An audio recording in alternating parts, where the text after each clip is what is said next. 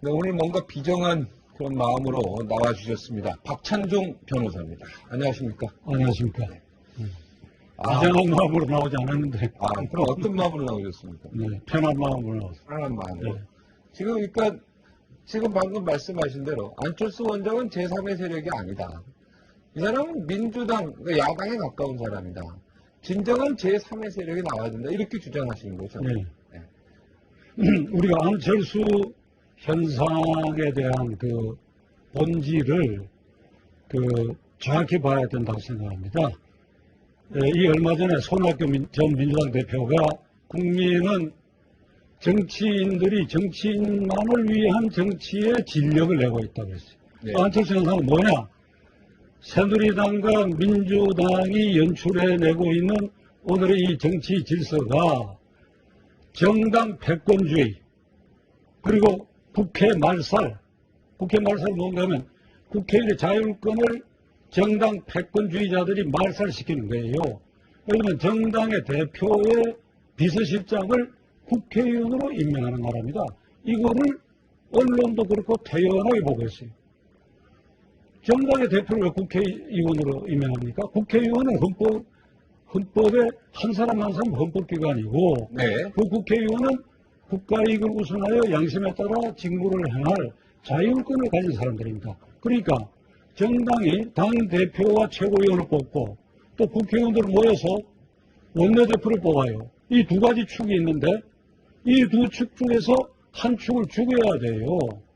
당대표 뽑고 최고위원 뽑아가지고 당을 비대화하고 거기서 공천권을 쥐고 거기서 국회의원을 낙하산 돌려막기, 줄 세우기로 만들어내가지고 국회에 파견해서 반드시 패싸움을 시켜. 그러면서 아까 말씀드린 자율권을 압살하고, 그리고 그들이 국가로부터 정당의 엄청난 보조금을, 금년에 선거가 두 번 있으니까 아마 1,000억 이상의 보조금이 여기 쏟아지더라고요. 이번에 진보당 사태의 한 요인 중에는 국고 보조금이 그 자리 잡고 있어요. 이와 같이 정당의 비대, 정당의 부패, 그래 국회의 자율권이 말살, 국회의 패싸움, 이 토양 위에서 청와대도 비대해지고, 따라서 청와대의 대통령 권력을 제대로 비판 견제해야 할 국회가 그 기능을 본원적으로 상실해서 오늘날 부정부패의 연원이 출발점이 청와대가 되어버렸다.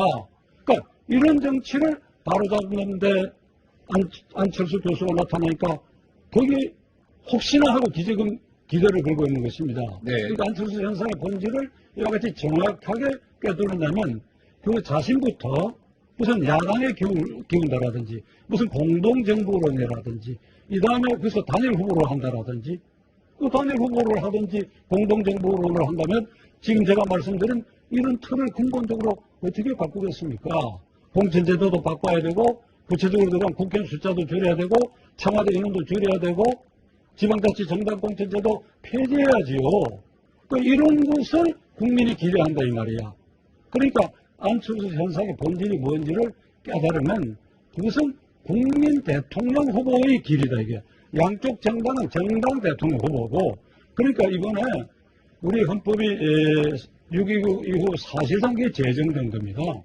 그래서 만 25년 사반세기 만에 6번째 대통령을 뽑는데 25년 동안 우리 헌법의 관점에서 보면 정당 정치와 국회 정치와 청와대 정치가 점점 못해져 가고 타락하고 부패하고 진력이 날 정도가 왔어요.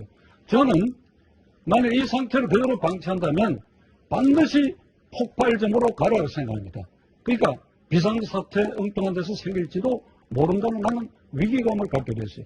그런 순간에 안철수 현상이 생긴 것입니다.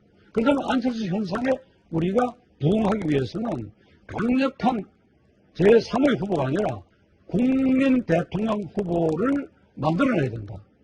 거기에 안철수 교수가 부응해야 된다. 만약 안철수 교수가 부응하지 않는다면 제3의 국민 대통령 후보 깡들이 거기에 올라서가지고 그래서 거기서 선의의 경쟁을 하고 그래서 국민 눈높이에 맞는 정치 개혁안, 사회 개혁안을 만들어서 정당 후보와 당전에 겨루어가지고 그래서 승리를 해내야 된다. 네. 그래야 이 나라 정치도 사회도 개혁도 구조적으로 바뀔 수 있다. 이렇게 생각합니다. 네. 아주 뭐 매우 중요한 얘기를.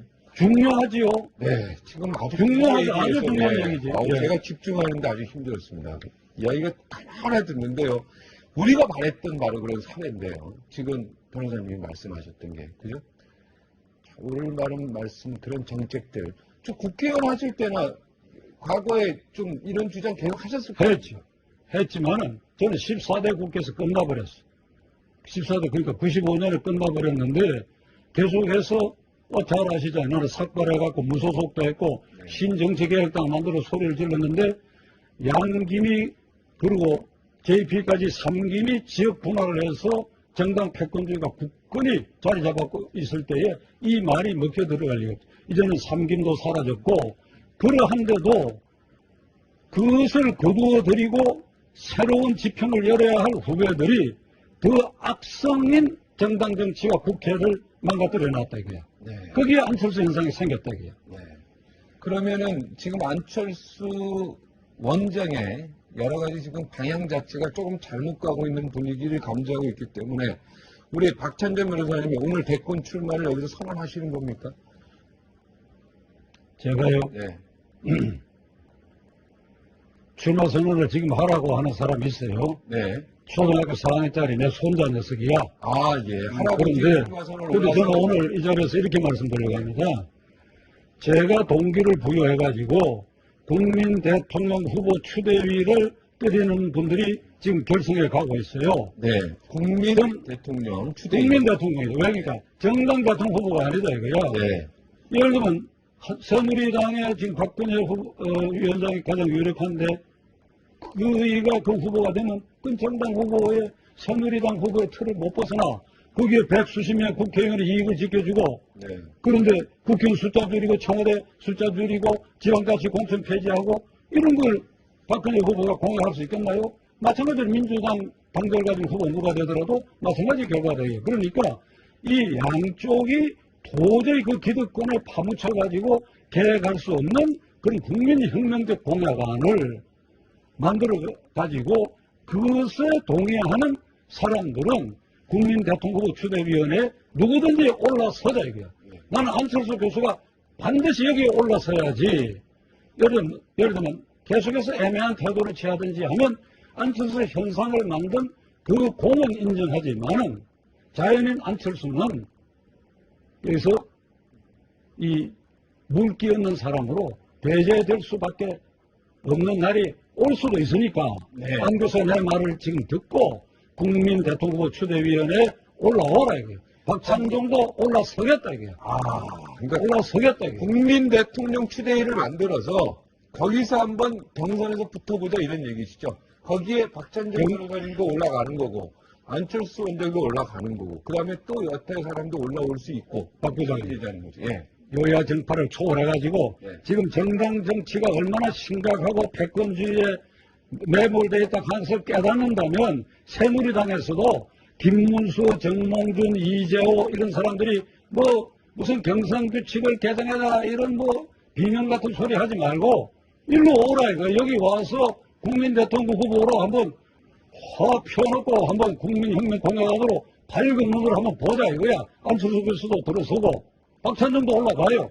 이재호 의원도 이제 나와라 이 얘기시요. 아니 그 본인들이 원한다면 지금 나오고. 그 사람들이 그 당 후보가 가령 된다고 치더라도 그 기득권에 매몰될 것이고 그리 힘들지 않겠어 거기서. 네. 그 이쪽도 마찬가지지. 이쪽 민주당 쪽에도 그래서 거기서 추대위에서 한번 경선을 하자 이런 얘기죠. 경선인데 이 경선은 인신공격이나 그런 것을 한 것이 아니라 모든 국민들이 적어도 절반 이상의 국민이 좌절하고 있지 않습니까?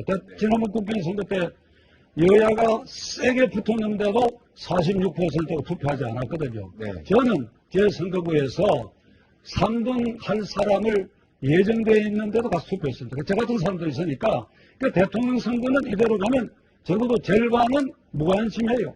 무관심하고 좌절하고 있어요.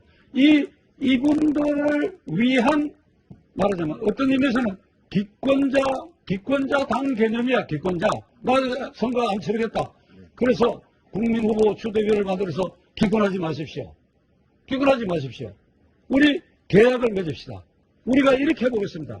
우리가 이렇게 한번 국민혁명공약을 만들 테니까 한번 속는셈 치고 우리하고 한번 계약을 맺읍시다.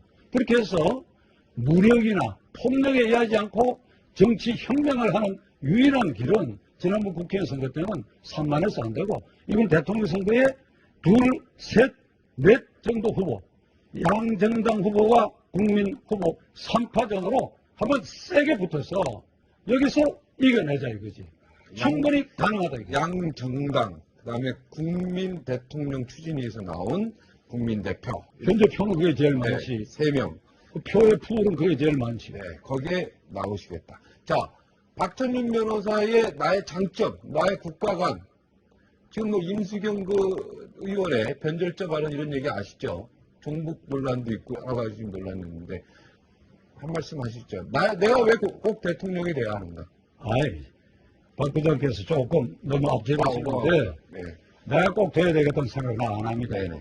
그럼 내가 말하는 국민 말은 후보 추대위에 나는 올라가겠다 이게. 네. 또 안철수 씨도 올라와라 이게. 그럼 예를 들어서 가정을 합시다. 안철수, 박찬종 두 사람이 선의의 의미에서 국민혁명 공약을 만들어 가는데 지금 여론조사로 보면 안철수 교수가 이기지 않겠어? 네. 그럼 나는 지지해요.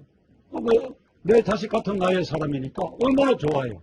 그 대신에 또 알 수가 없지. 그래도 어른이 한번, 선생님이 한번 이런 기회가 생긴다면 그것도 또 영광스러운 일이고. 저는 장점이 뭐냐고? 네네. 저는 대통령으로서 장점 별로 없고 네. 지난날 97년에 여론조사 지지도 2년 동안 1등을 예, 1위를 했습니다만은 당내 경선이 국민 사기극이야. 난 이제 웃으면서 얘기할 수 있어. 이제 국민들이 많이 이해할 거예요. 예? 100% 당심이란 거 완전 사기극에 포기해버리 말았는데 97년 이후 지난 15년 동안 저는 패족으로 지내왔습니다. 패족으로. 와신 상담하면서 패족으로. 그냥 지하철, 버스 타고 다니면서 패족으로. 자가용도 없이. 그리고 억울한 사람 변론이나 해주고. 그러면서 지금 와서 제 스스로 느껴보면 저는 제 몸에 상처투성이에요. 국민을 실망시키고 그리고 좌절시키고 미운 일도 많이 했고 실패도 했고 실수도 했어. 그래서 지금 내가 이 상처를 벗으면 상처투성이야. 그러나 박 부장이 그렇게 물으신다면 나는 이 상처투성이를 이 상처는 내가 분명히 실수했던 상처다.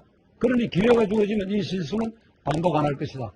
이 상처는 내가 사리 판단을 잘못해갖고 헛디딘 것이다. 그럼 나는 헛디디지 않겠다. 네. 또 등 뒤에 있는 멍은 내가 중상모락을 당해가지고 도저히 아무리 소리쳐도 이건 중상모락이라 그래도 그때 보지 듣는 사람이 없더라고. 그 깊이 생긴 그 멍이 있어요. 예를 들면. 그러니까 그 경우도 중상모락을 앞으로는 안 당하도록 나는 노력해야 되겠다. 이런 것이 내가 쌓였어요. 쌓여서 만일 이것을 국민들이 경륜이라고 봐준다면 나는 그런 점에서는 준비가 되어 있다.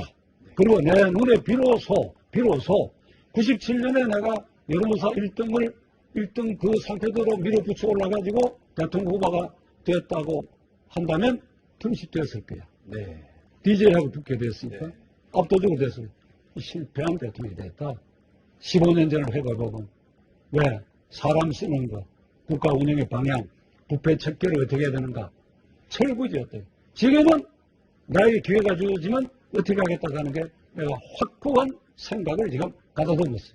그러나 하라는 사람이 없어. 없기 때문에 국민 대통령 후보 경선위원회가 곧 구성되고 그러면 내가 안철수 현상을 굳히고 선도하기 위해서도 나는 그 올라가겠다. 그 준비된 거 다 책이나 뭐 선으로 다 만들어 놓으십시오. 내가 바라는 우리나라 대통령, 그러니까 대한민국의 구상, 미래 구상.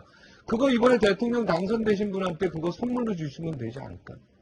그거 줄 수도 있죠. 예, 줄 수도 있죠. 줄 수도 마음에 있죠. 드시면. 줄 수도 있지. 그러나 아름다운 경쟁을 통해 가지고 국민 대통령 후보도 누구든지 간에 꽃가마를 채워줘서는 안 돼요. 네. 좋은 의미에서 경쟁을 해가지고 나는 그 경쟁에서 이긴 사람한테 그것을 줘야지. 알겠습니다. 오늘 여기까지만 듣겠습니다. 오늘 바쁘신데 나와주셔서 대단히 고맙습니다. 감사합니다.